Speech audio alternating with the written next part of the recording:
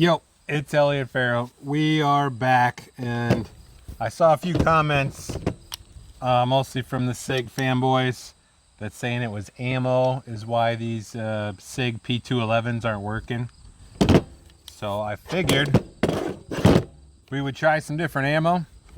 So real quick, we have Christina Aguilar 124s.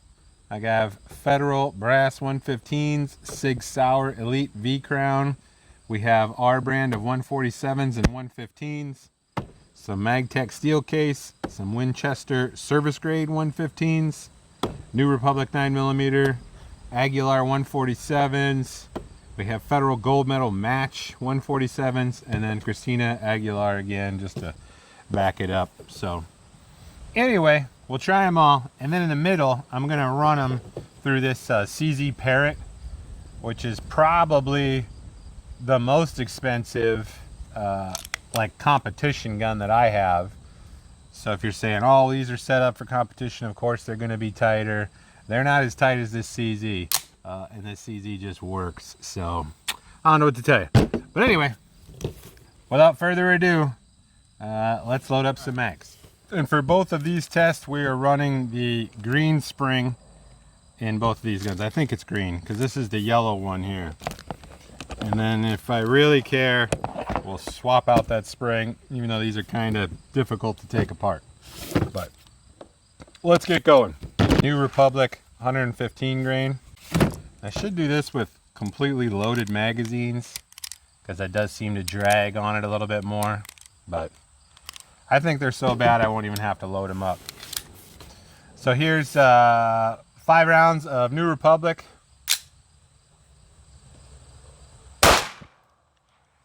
All right, so here we go. Off to a swimming start. Okay.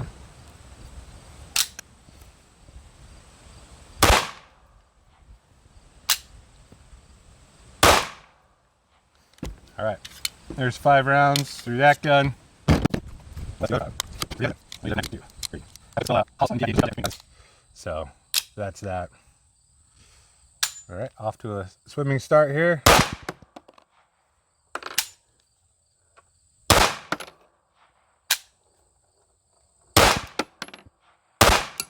There we go. Okay. So just a couple malfunctions there. And let's see. Oh yeah. So the CZ, the same New Republic.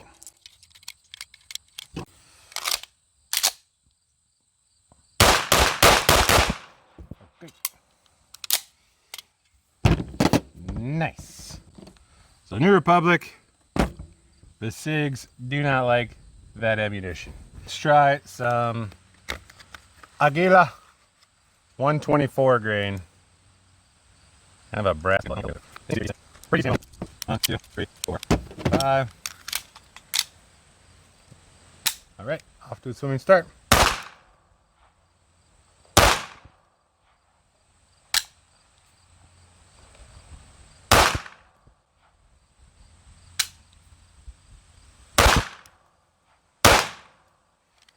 All right, so whatever. 3 for 5. Pretty bad. 1, 2, 3, 4, 5. There's 1, 2, 3, 4, 5. All right, so that does not like the Aguila 124 grain. Let's try, because man, maybe in my most sarcastic voice, maybe this ammo is garbage and it won't work in the CZ. Here we go. Contact. Okay. So, by that math, the Aguila 124s the Sig GTOs don't like that ammo. It is Federales 115s right there. So like I said, the problem does seem to be a little worse with a full magazine. You guys probably see that a lot in other firearms, but I'm just loading 5 to kind of show you how terrible this thing is. All right, so Federal 115s. There we go. Well, it locked up. 1, 2.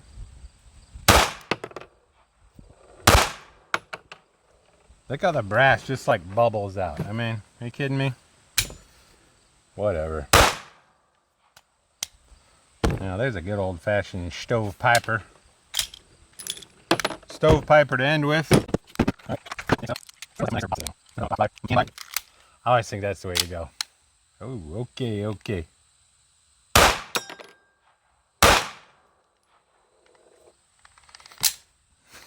Shake awake.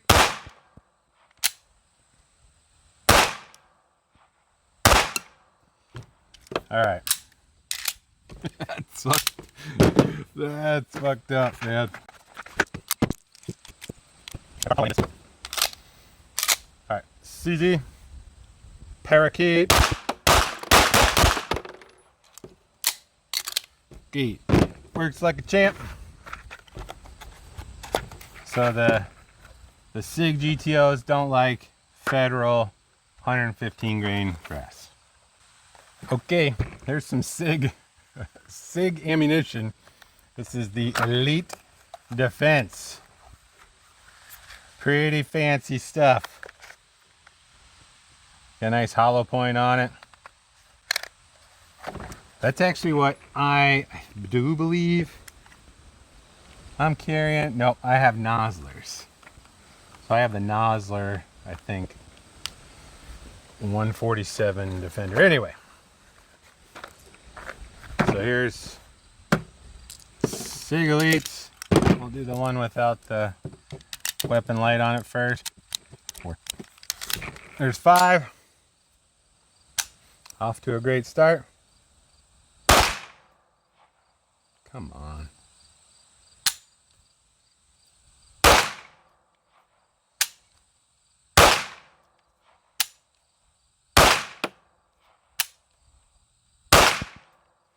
Locks it back. So it seems to hate its own ammunition the most. Doesn't make sense to me. Here we go. Oh man, that one was feeling pretty good. But you can see how it stops on the hollow point. I don't think that's the normal issue we've been having, but that's another issue. Is most of these 2011 guns have such a steep feed ramp that you're going to see that quite a bit. So, this is what it is. Yeah, and there it is again, just catching on the feed ramp. And help it along here. All right, so both of those don't like that, which that's actually not that out of line. I don't care that much on a competition gun if it doesn't run giant ass hollow points, because I'm not probably going to use those. But with that said, there is a lot of that trunicated cone stuff that happens in the match world. So let's see what the CZ thinks. Wow, amazing. Amazing. So, in review, 211s do not like this brand of ammunition. That brand, right there. So we're going to try the yellow.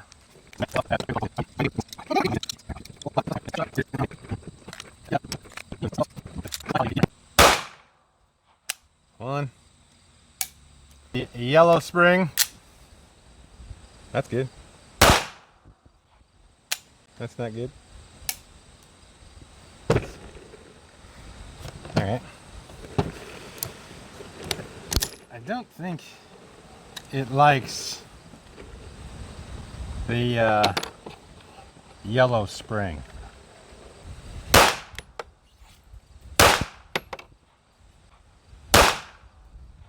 Old Susie. End with the Farro. Alright.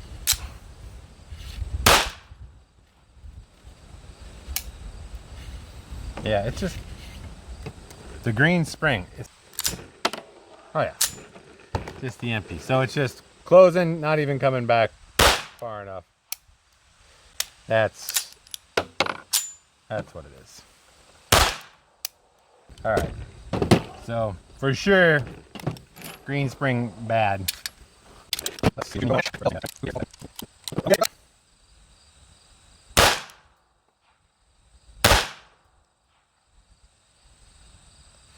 Yeah, it gets caught on that feed ramp now. That's a truncated cone. There it goes. Yeah. I mean, at least it goes bang when you go bang a bunch, but...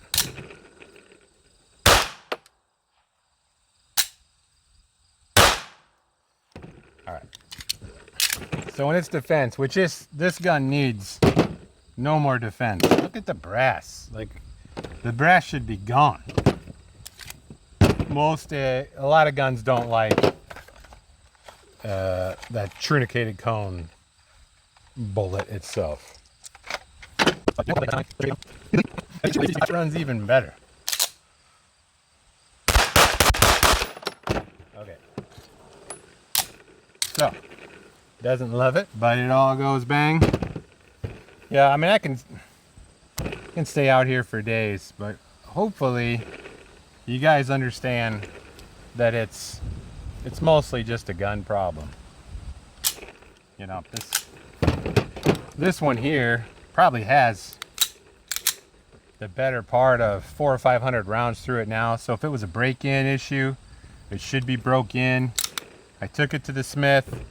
I polished it as well. He polished it, the feed ramps, the breech face. We thought we were getting some progress with it, but it just doesn't. I mean, you know, half the time it's getting stuck on its magazine by itself. Right there. You can kind of hear it. I don't know if you can hear it.